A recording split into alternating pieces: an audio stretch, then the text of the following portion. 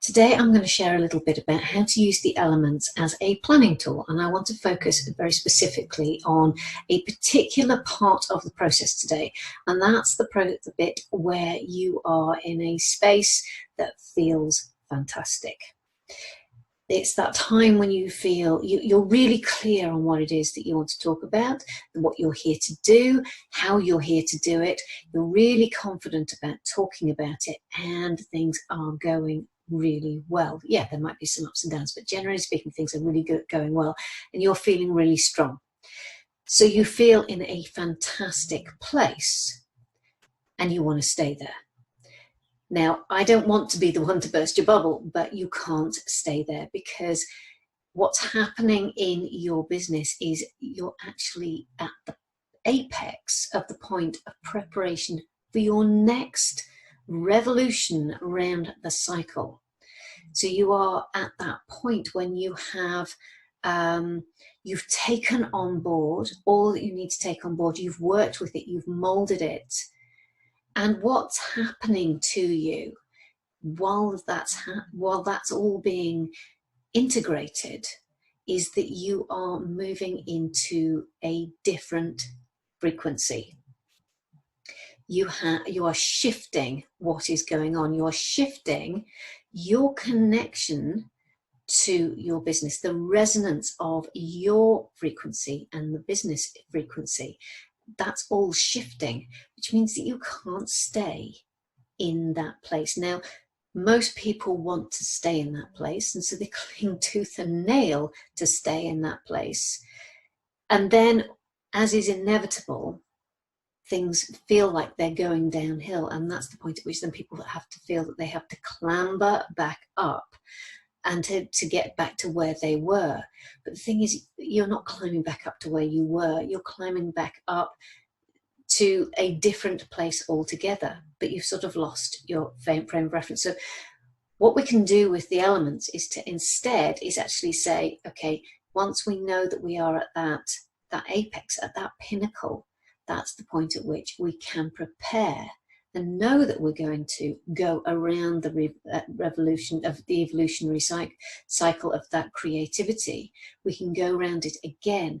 You leap from the apex. It's basically taking that conscious decision to move yourself into a state of readiness for your next iteration, your next level, however you want to put it.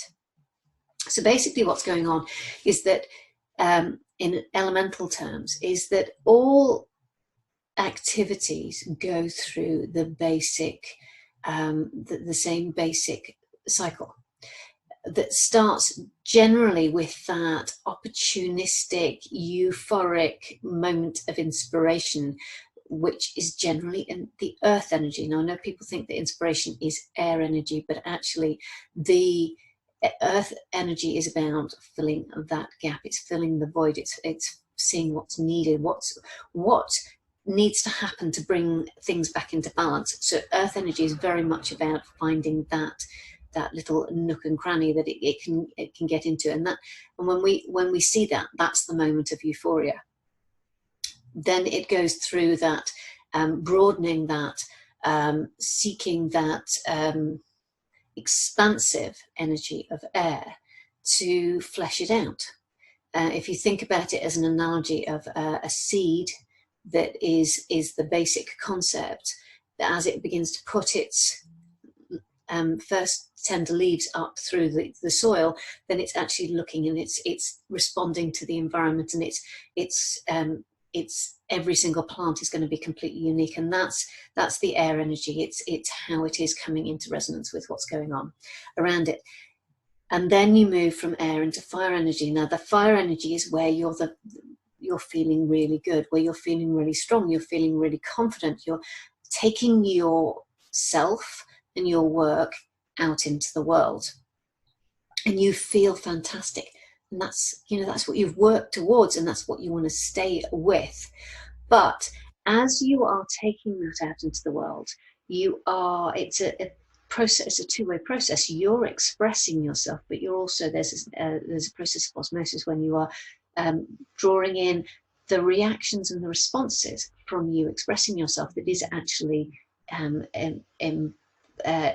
integrating within you, but allowing you to grow and develop resilience, and also develop a greater level of both self-awareness and self-acceptance. This is the point at which you can diverge. You can walk in a different direction to everyone else and feel damn certain about it.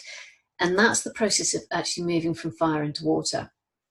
Now, if we cling to staying in the fire and never allow ourselves to go through that, we can never get to the next level.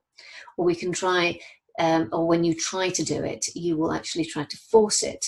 But the foundations won't be there, the resilience won't be there to do it if you try and skip out this water phase. So it's really important to that when you are feeling that good, is to actually make the space and say, this means, this feeling really good means that I am on the cusp of the next level.